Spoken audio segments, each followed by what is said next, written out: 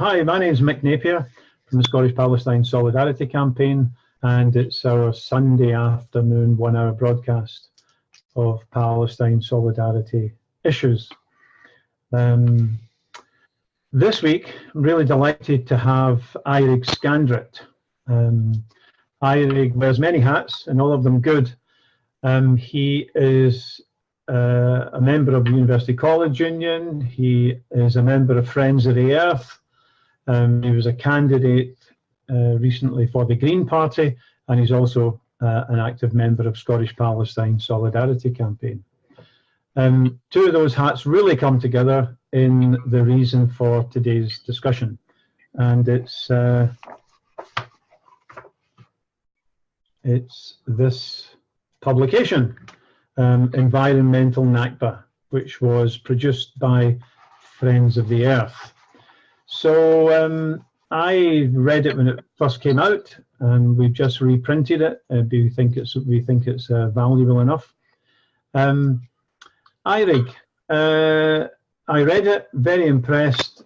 It comes at the situation in the occupied West Bank from a very fresh angle to most people.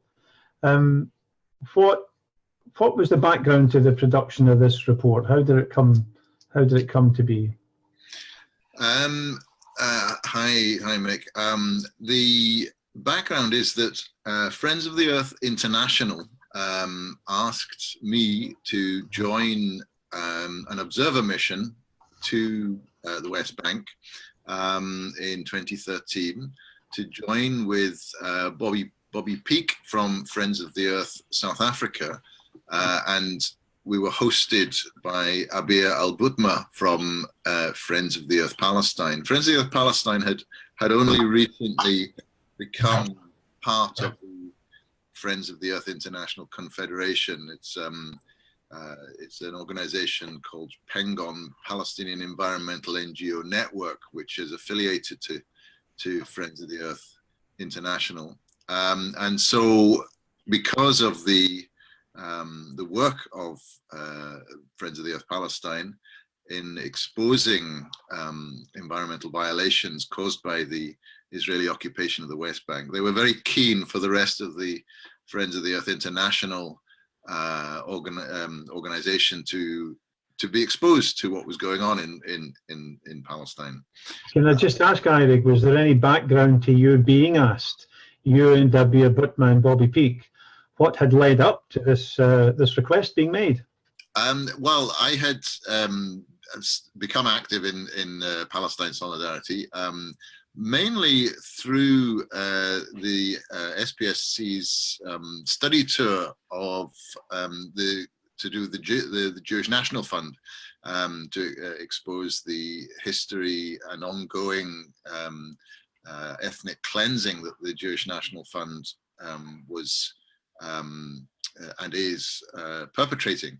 The JNF, particularly at that time, was promoting itself as an environmental NGO. It was turning up at international environmental conferences.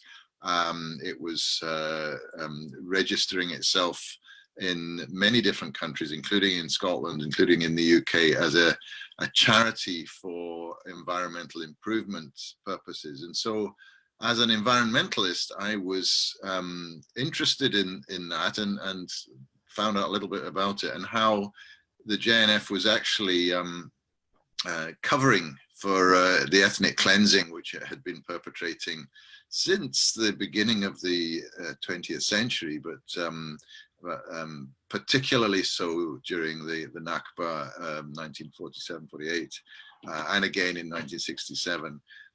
So JNF had been implicated in ethnic cleansing of Palestinians and was promoting itself as an environmental NGO. I got involved in campaigning against the JNF and with Scottish Palestine Solidarity Campaign. And some of the Friends of the Earth International people were aware of that. I had spoken to Bobby Peake from South Africa about the JNF. JNF had appeared in the Earth Summit at Johannesburg, pretending to be an environmental organization, and there had been a demonstration against it. So there had been some conversations between us in the past. And it was on that basis, I think, that they said, well, Eurig, as I was active in Friends of the Earth Scotland, I might be a suitable person to take part in that delegation. I had also had some contact with Friends of the Earth Palestine.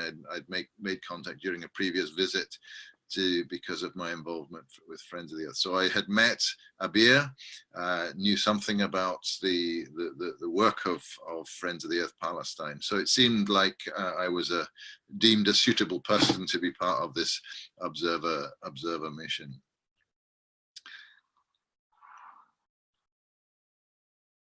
I can't hear you, Mick. That, Eurig, is because I'm an idiot and I pressed the mute button before I tried to communicate. I do apologise to everybody. Would it be appropriate now, Eurig? Some people may not be too familiar with the JNF, to indicate what it is. It's really parastatal, and it's got 50 or so support groups around the world. Is there anything you would add to that so that people know what we're talking about? Yeah, it was established in at the beginning of the 20th century, 1901, I think, by the World Zionist Federation, organization rather, for the purposes of obtaining land in Palestine for Zionist colonization. And in the early days, it was obtaining land through various means, buying land from landowners, and then excluding Palestinians from that land, so that the early Zionist colonizers could establish their kibbutzim and so on. And then it was went through various iterations as the Zionist colonization expanded, and particularly towards the end of the British Mandate period. You're not being anti-Semitic here, because at that time, the Zionists openly talked about the colonization project, did they not? Oh, indeed. Oh, indeed. I mean, the JNF was formed alongside various other agencies, some of which were explicitly called Zionist colonization agencies, and so it was no secret that that's what the purpose was for the Zionist colonization of Palestine, and in the early days it was established by buying land, but with the Nakba, with the 1947 48 war, the end of the British Mandate, and the assault by the Zionist militias on the Palestinian population and the expulsion of 750,000 refugees. The JNF played an important role, well, before that, really, in gathering information about the social and social and ecological environment, the crops that were being grown, the agriculture, etc.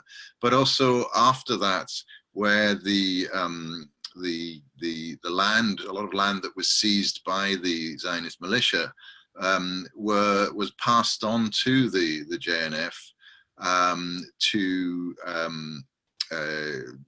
really as a way of excluding the Palestinian refugees, from preventing them from returning home. It should be said that the JNF's title deeds, as it were, its constitution, it requires land occupied owned by the JNF to be occupied only by Jews in perpetuity. So once the JNF owns land, it will only be inhabited by Jews, and whenever the JNF sells land onto another owner, it will be on the basis that it can only be inhabited by Jews. So it's from its early beginnings that was put into the constitution when the Zionist colonizers were very small in number, and that was the purpose of protecting the land for the Jewish colonizers.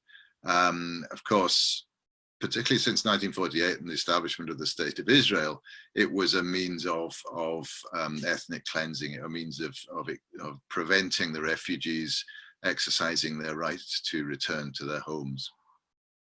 And viewers may not be aware that the JNF effectively controls, does it still control? About 94% of the land surface of 4067 Israel. And on that land, Palestinians may not, as you say, lease or own, and in many cases may not sleep overnight in land owned by the JNF. So it's a regime which, if it were replicated in Glasgow or Edinburgh, would be monstrous.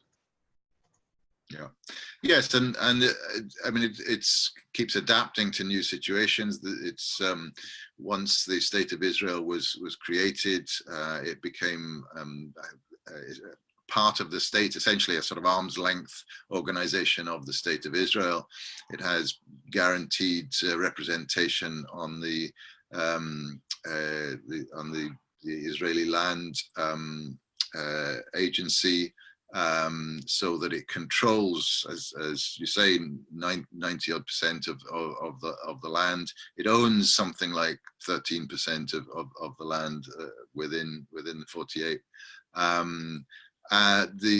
It quite often will pass land on to other owners, whether it's the Israeli state or mostly the Israeli state, and then JNF will take over another piece of land, usually for the purposes of cleansing that land. So more recently, the JNF has been involved in the ethnic cleansing of Bedouin in the Negev desert, and replacing the Bedouin towns and villages with forestry, and also with new colonies, Zionist colonies.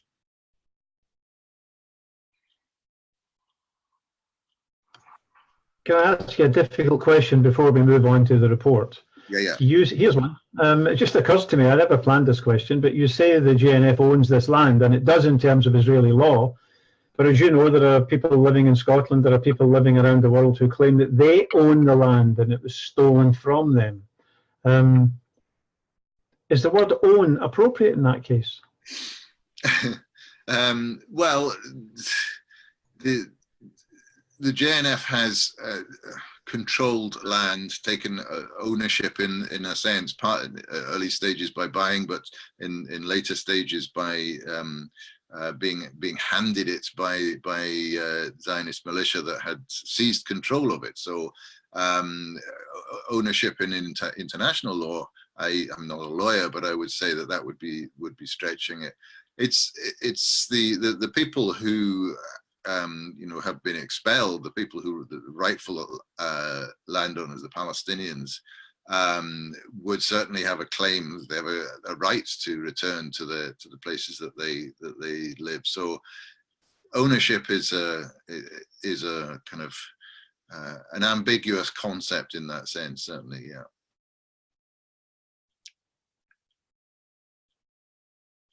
So I can't hear you, Mick. Sorry. I told you I was an idiot. Sorry, apologies.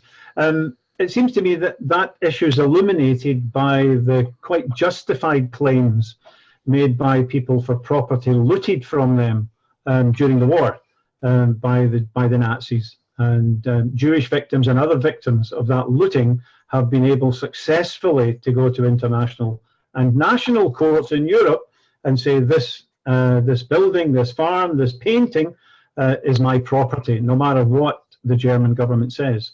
But perhaps that's a discussion for the future. But would you like to comment on that? That's true. Again, not being a lawyer, I wouldn't sort of make a comment on what ownership means in that sense. But certainly, the precedence there is something can be owned by one person or a state wrongly because it had been obtained. Does somebody who receives stolen goods own them? Well, I suppose technically they maybe do, but wrongly, and that hopefully through justice the goods are returned to their rightful owners. Okay, so let's move forward to this fantastic report. I know it wasn't produced yesterday. It's 2012, I believe, but still fresh, still very valuable. You're commissioned to write the report. How did you, Bobby Peake and Abir Abu Butma, go about, one, getting into the occupied territories, and two, going about your investigations? Well, Abir Al Butma is Palestinian. She lives in Palestine in the West Bank. Bobby and I traveled in through Tel Aviv. Flew in through Tel Aviv. The usual story that a lot of activists will be familiar with. You pretend that you're a tourist. And that's how you get in. We were hosted by Abir and various other people, Zainab Ashalalfa from sort of a water campaigner, she helped as well. And a tour had been arranged by Abir and others from the Friends of the Earth Palestine. And we were particularly shown what you might call hotspots, particularly significant examples of Israeli violations, environmental violations. So, for example, we went to Jayus, where there is a particularly enormous pile of waste which has been used for many years for dumping. Israelis and Israeli settlers had been using it as kind of open dumping area with no controls, no licensing. They had eventually managed to stop the dumping happening, but the leachate from that waste dump, nobody knows what's in it. There have been some kind of testing of the leachate from some of the Palestinian universities, and it's quite a cocktail of toxic chemicals. There's been reports of increased incidents of environmentally caused illnesses in the village of Jayus and other nearby villages. So it's quite it's like a medium-sized hill made up of rubbish of all kinds that had been dumped by Israelis. We were also taken to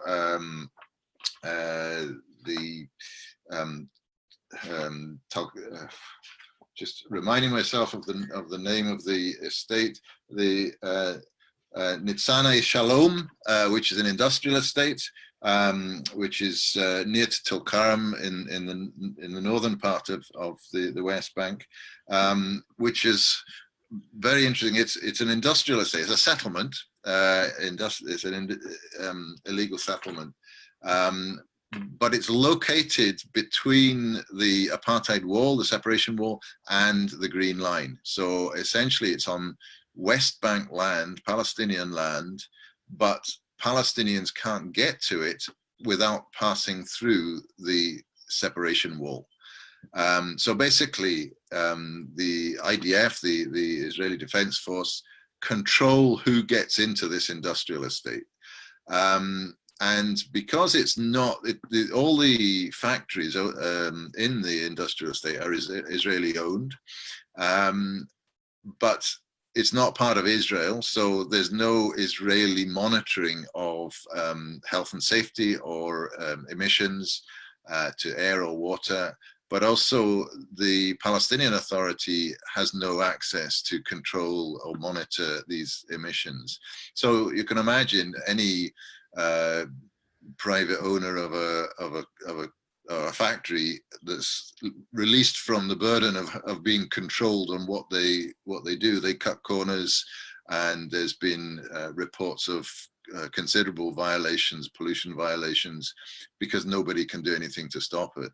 And when there have been occasions where Corporate Watch, for example, had managed to track down some of the workers, most of the workers are Palestinians, but they require a pass from the military to get in there, to get to their work. There have been instances where workers have raised concerns about environmental violations, health and safety violations, and the military path is withdrawn from them. They basically lose their job. So they're living under this kind of situation where either they lose their job or they raise concerns about these things, and nobody else has any way of controlling it.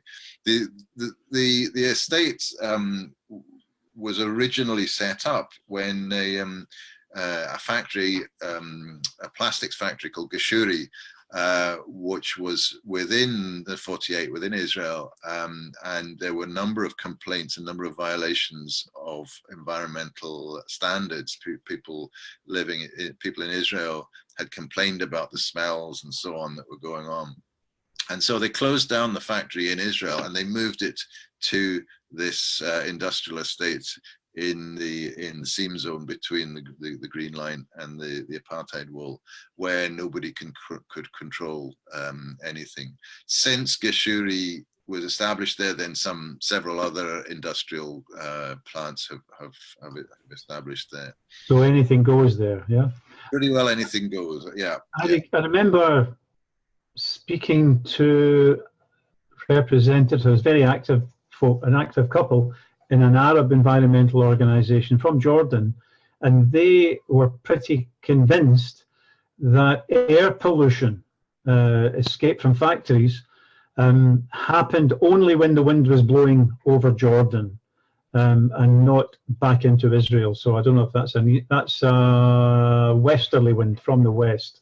Can you comment on that? Does that seem plausible to you? Absolutely. I mean, for this in this situation, the Geshuri factory and the estate around it, we had been informed that the only time that any controls were ever established on it was when the wind changed direction. It started, the smell started blowing back into Israel, and I've heard, in fact, witnessed other situations, as not on this particular occasion, but a village called Edna in the Hebron area, which has become a kind of center for informal recycling, in the sense that Israeli waste goods from the settlements get taken to Edna at night, dumped there.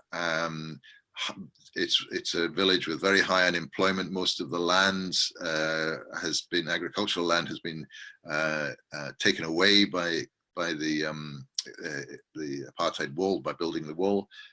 So high unemployment. The only opportunities that a lot of people have to work is to strip out this waste and break it up and resell the components as a form of recycling. Of course, it's in Area C, again, very minimal levels of controls or monitoring. But what does happen is sometimes the wind blows, it goes across the wall, and people on the Israeli side smell some of the furnaces, some of the burning of plastics and things that are going on. And so the military come along and destroy the kilns that are being used to recycle it. Of course, when wind's blowing the other way, they turn a blind eye, and the industry goes on to incredible damage to the health of the local population.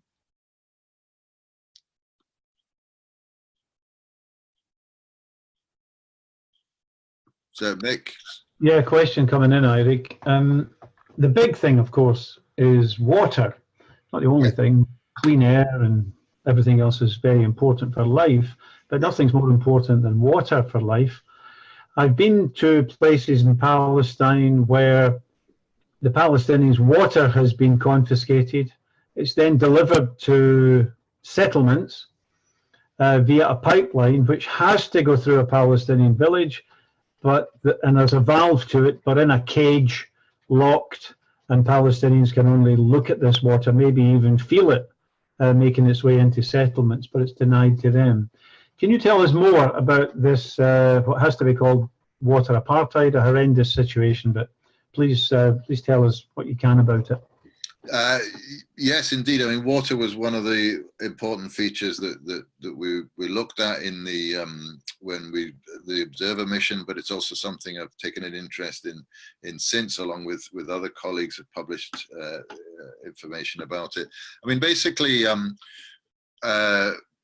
water anywhere comes from three main sources. One is aquifers below the ground. One is rain and so on coming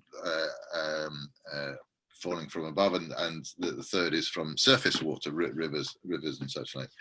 And the main aquifer, the biggest aquifer in Palestine, and sort of the 48 and 67 Palestine, is underneath what is now Israel. So when the Zionist militia took the land, which is now Israel, they managed to capture the major source, the biggest source of underground water. The biggest source of surface water is, of course, the Jordan Valley. The Jordan River, rather, and the Jordan Valley is a closed military zone, so Palestinians are prevented from accessing the Jordan River, and the water from the Jordan River has been diverted from north of Palestine into the national carrier, what they call the national carrier. They've transferred water throughout Israel, down even as far as the Negev, so that the level of water in the Jordan River has reduced to a trickle. It's I think it's 4% of what it was during the British Mandate, because of exploitation by so this is water which, according to international law, Palestinians should have their share of it, as the Jordanians should, and so on, and they actually don't get any access to it because of Israel extracting it.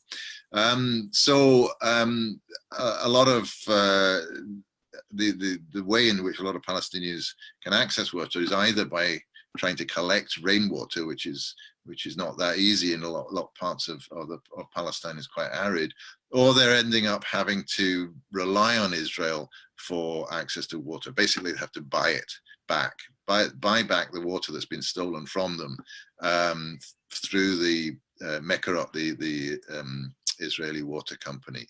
And so there are plenty of examples that you've described there, Mick, where infrastructure for the provision of water to illegal settlements passes through Palestinian settlements, or passes near to the Palestinian settlements. Sometimes Palestinian settlements, villages, etc., are permitted a certain amount of water. It's rationed and so on, but it's entirely under the control of Israel. And since the Oslo Accords, the Palestinian Authority has a Palestinian Water Authority, which oversees water within the West Bank, but has to apply to the Israeli military and civil administration of the West Bank for permission to actually carry out any activities at all, whether that be repairing pumps or improving facilities or whatever. And of course, permission is routinely denied, such so that the average consumption of water in the West Bank is about 72, I think, liters per person per year, which the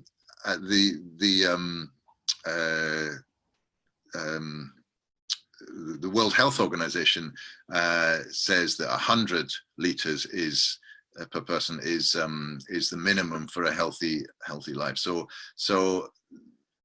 Palestinians in the West Bank do not have access to enough water to maintain health according to the World Health Organization. Now that's an average, so you can imagine in places like Ramallah there's reasonably good access to water. In places like the Jordan Valley they're desperately short of water. So water Nakba is there's water specialists that have talked about Israeli hydrohegemony. So basically what some of the water, most of the water in Israel-Palestine is completely controlled by Israel, and then some of it is controlled. When you say by Israel in the West Bank, that means the so-called civil authority, which is actually a military authority. That's so correct. The army, which is occupying and occasionally killing, also controls Palestinians' water. That's true, absolutely. And then the bit that's technically controlled by Palestine, the Palestinian Water Authority, is actually controlled at an arm's length by Israel, because the Palestinian Water Authority can't do anything without asking permission from Israel. So that's the. Have you got a ballpark figure for the ratio of water consumption for Palestinians in the West Bank and for Israeli settlers? Because the settlements are pretty lush. Yes. I have it somewhere. So I think 70 or 73 liters per person for Palestinians. I think it's 370 liters per person for settlers, and about 300 for Israelis within the 48. So it's about 5 to 1 for settlers to Palestinians. Roughly, yeah. And how is this enforced? I visited a little Palestinian school, a Bedouin school in the West Bank, in the Jericho Valley. Mm-hmm. And there were only a dozen kids. The school had been demolished. They were under the sun and then in a tent. And near them there was a beautiful little spring. And the settlers came down from the spring, I think once a week, and bathed in the water. But the Palestinians were never up. These little children, I was there on a blazing hot day. We were not allowed to touch the water. Yeah. How can that be enforced? Well, the access to springs is a major source of conflict between the illegal settlers and Palestinians in the West Bank. The United Nations Office of Humanitarian Affairs published a report which they called the War on Springs, because they said that this was one of the ways in which the settlers, the colonizers, used to try and drive Palestinians from the land. So there's of course the project of the colonization is to try and expel Palestinians, and environmental means, refusing access to essential resources, is one of the methods used to expel Palestinians. That's why we called the report Environmental Nakba. It's a continuation of the Nakba, of the ethnic cleansing, except by environmental means. So refusing where villages have limited access to water, they might have a spring or several springs that the village is reliant on. So one way to really create a siege in that village, but by the settlers, is to steal their spring and to prevent the Palestinians getting access to those springs. And the means that they use to do that is sometimes, as you say, it's just sort of arriving there and the settlers are armed, so they prevent other people, Palestinians, getting anywhere near to it. Sometimes it's by violence against Palestinians, harassment of Palestinians, and in these conflicts, of course, the IDF are always defending the settlers rather than the Palestinians. It's been a cause of many kind of protests and conflicts. Nabi Saleh is probably a well-known example of village where the spring has been occupied literally by the nearby settlers, such that the Palestinians can't have access to it. Palestinians every Friday have taken to marching towards the spring, and of course their path is blocked by the IDF, who then shoot tear gas and rubber-coated steel bullets and various other kind of means, and a number of people have been killed trying to access the springs. Can I move us on, Irie, because it's really, really, water's obviously fundamental, but would you like to comment on the image here of a woman clutching a tree, and Israeli patrol is there? I read that 900,000 or possibly even 1 million olive trees and other trees have been destroyed in the West Bank since the occupation expanded there in 1967. We've got pictures, photographs of burning olive trees that have been hacked away with chainsaws, women and men crying. Can you comment on that? Yeah, well, I mean, what you say is absolutely true. The level of destruction of olive trees has been meticulously documented. There's no doubt, nobody questions that this is happening. As you say, burning, sometimes using herbicides deliberately aimed at trees to kill them. Sometimes bulldozers come along and dig them up, uproot them. There have been occasions where old olive trees, hundreds of years old, have been uprooted and then moved to become an ornamental plant in one of the illegal settlements. It's widespread destruction of what has been a mainstay of Palestinian economy and ecology for hundreds of years. So I mean, in biblical times, the Palestinians of biblical times relied on olives, and some of these trees are hundreds of years old, but they've been destroyed by the settlers. Hardly making the desert bloom from photos like this, turning large parts of the place into something approximating a disaster area. Eurig, we're seeing an upsurge in sensibility about the environment. Might not be translating into effective government action, but we're seeing large numbers of people, Extinction Rebellion and others, expressing alarm and justified fears and taking some kind of direct action. It's the beginning of something very significant. We hope your pamphlet will be a bridge towards that huge and we hope growing constituency.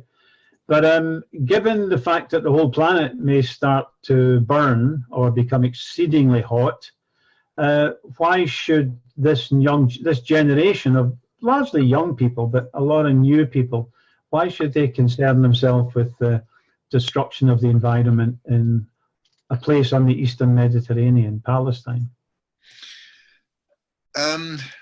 Well, the many answers to that. I mean, climate change will affect that region more acutely than Scotland or Britain. The fluctuations of temperature, the impact of droughts will have a much bigger impact on Palestine and than here.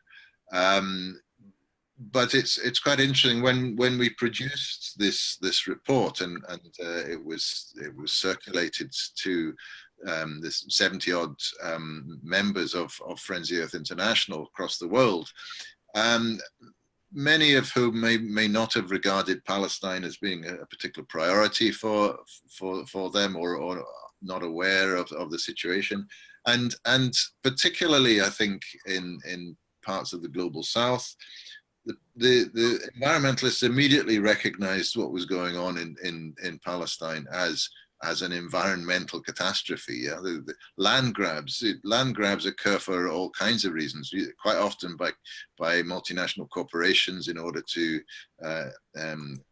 take land for extracting minerals or for growing palm oil, and evicting the indigenous population from those lands. So they immediately recognize that this is exactly what's happening. This is about expulsion, but it's not about expulsion purely from it's not being done by corporations here. It's being done by a population that's trying to ethnically cleanse. So they recognize what was going on there.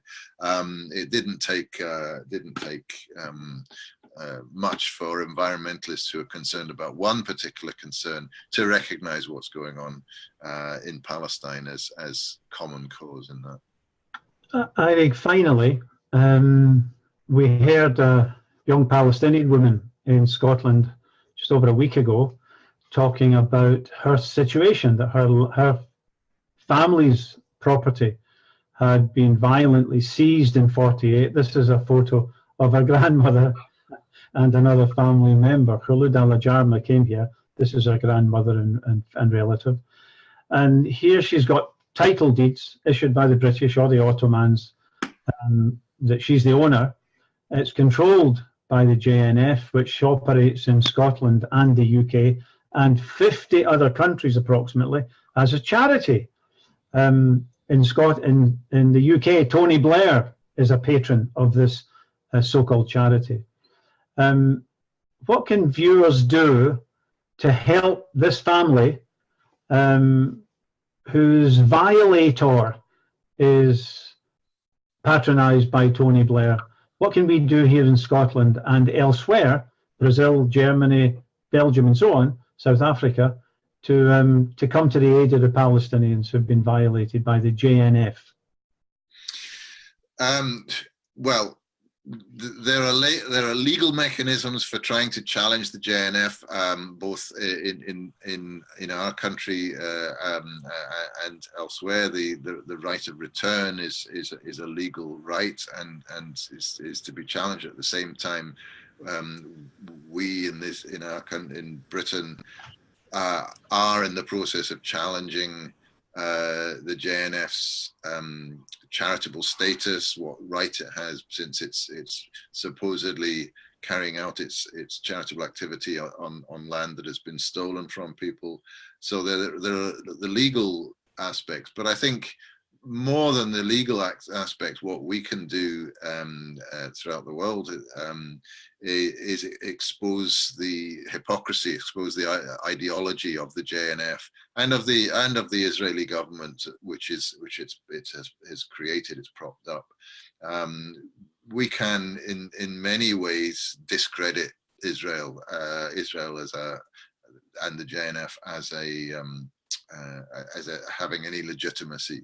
And of course, we've been doing that through protesting at the fundraising events, the JNS fundraising events, and of course what the Palestinians have asked us to do: boycott, divestment, and sanctions, and that applies to JNF related activities, to all kinds of Israeli supported activities. That's what we've been asked to do, and that's what certainly I would want to do. Never really miss an opportunity to promote BDS. An article that was published jointly with fellow SPSC activist Fiona Napier and Zainab Ashal Alfa from the West Bank. It's an academic article about the water situation in Palestine. But the fact that it's academic doesn't mean to say that we shouldn't be promoting the kind of solidarity. And so it also advocated that the scientific community should be supporting BDS and boycotting scientific activities that are going on in Israel. So all forms of opportunity really to isolate Israel and expose Israel and its components as ethnic cleansers, I think is absolutely important.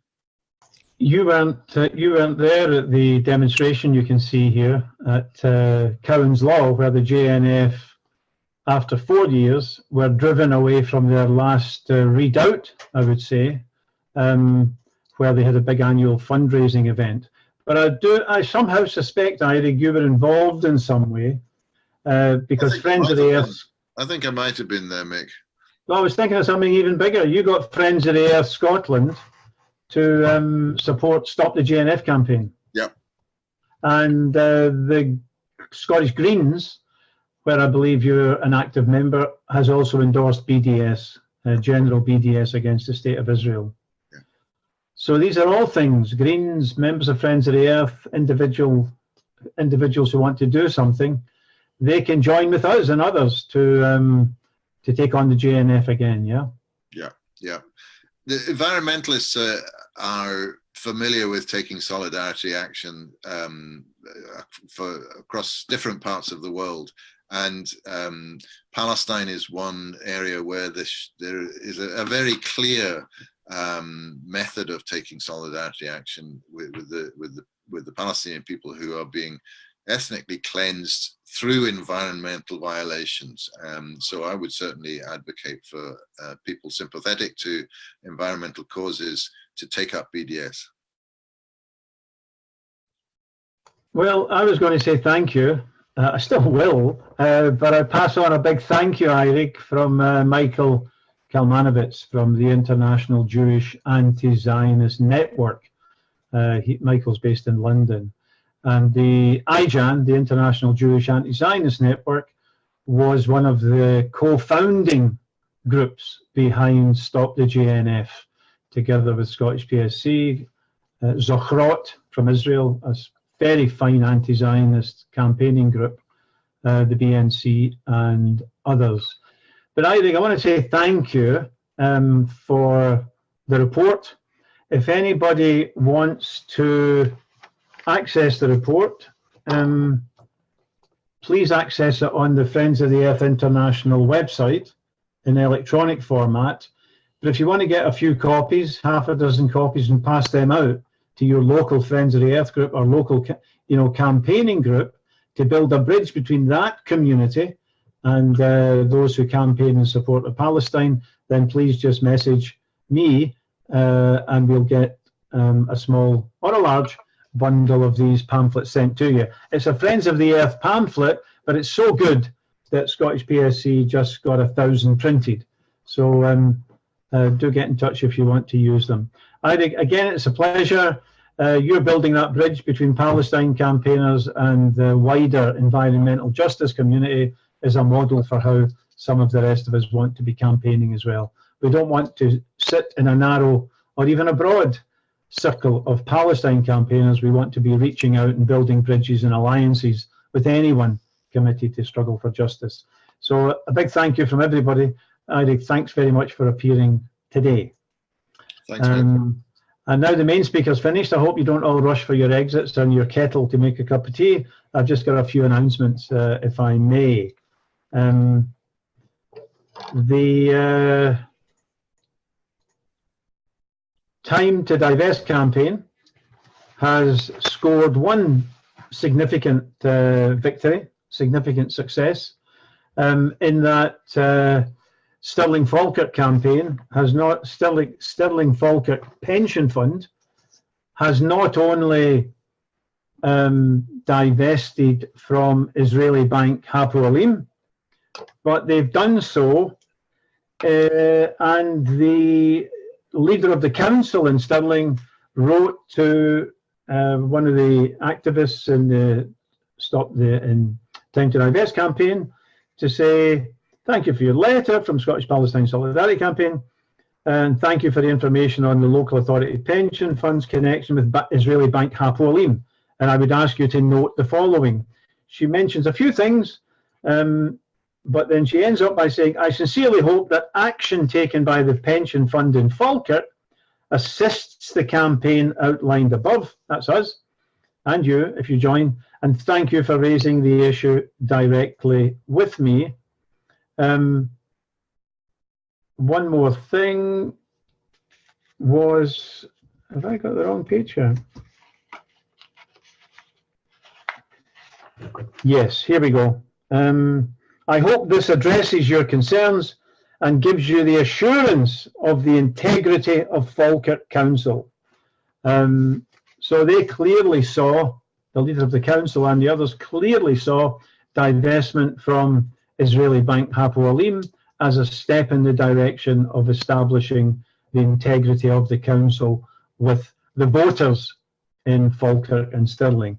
Dundee Tayside Pension Fund followed suit, but did not acknowledge quite so openly that this was based on ethical and political considerations that could have influenced the value of their pensioners' pensions.